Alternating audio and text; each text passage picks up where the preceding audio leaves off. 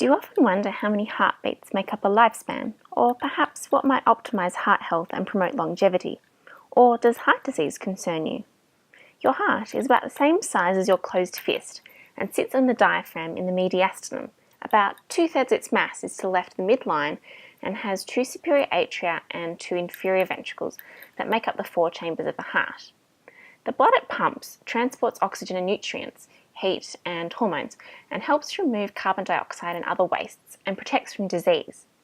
On an average day, the heart pumps 100,000 times, moving 14,000 litres of blood, equating to 2.5 billion beats across a lifespan, and is continuously run by its natural pacemaker, the sinoatrial node, and regulated by the brain.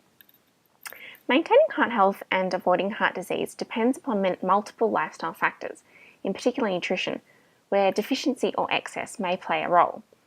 Common diseases are cardiomyopathy, which is a muscle inflammation and reduced elasticity that leads to an impaired systemic blood supply, irregular beating called arrhythmias, and also cardiac arrest or heart failure.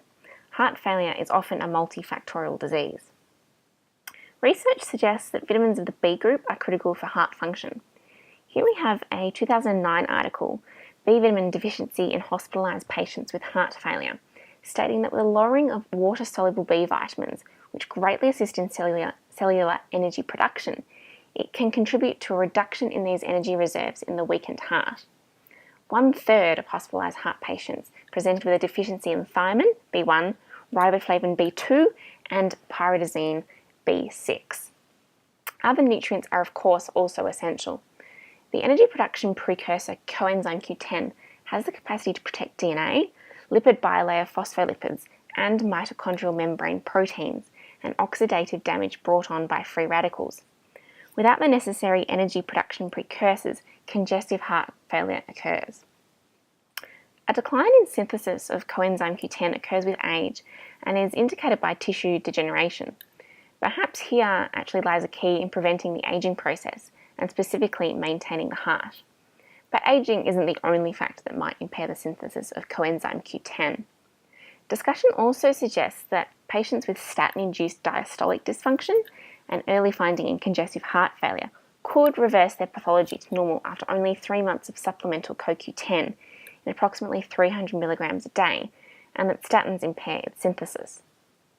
The consumption of statins, which may cause artery arthrogenesis and arterial calcification, may also inhibit the synthesis of vitamin K2, which works with vitamin D and B12 to plug calcium into bone rather than promoting potentially restrictive calcification in the blood vessels. Natural forms of K2 include egg yolks, fermented natto, whole milk hard cheeses, and grass-fed meats.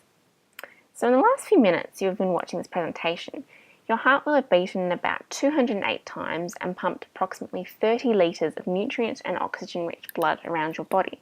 Pretty impressive, right? It has a big job to do, and so we must take care of it.